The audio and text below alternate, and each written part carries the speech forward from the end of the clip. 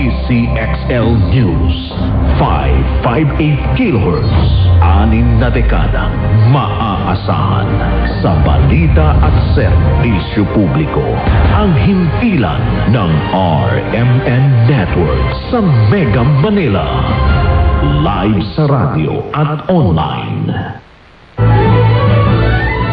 Ito ang RMN DCXL 558 sa Metro Manila. Nagsasahing papawid sa lakas na 40,000 watts at may pahintulot mula sa National Telecommunication Commission.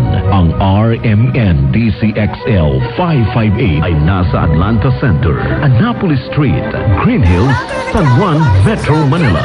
At ang aming transmitter site ay nasa Barangay Taliptib, Bulacan, Bulacan. Ang aming pangkat teknikal ay pinangungunahan ni na Engineer Dominador Abogado, ECE License Number 006941, Valentin Villasica, License Number 95-1PNCR-12804, Resurrección Albesa, License Number 95-1PNCR-12902, Erwin Makatangay, License Number 95-1PNCR-13105, Cecilio Belenso, License Number 93-1PNCR-4837, Alex Abelon, License Number 94-1P7-11028, Crisostomo Narvaez Jr., License Number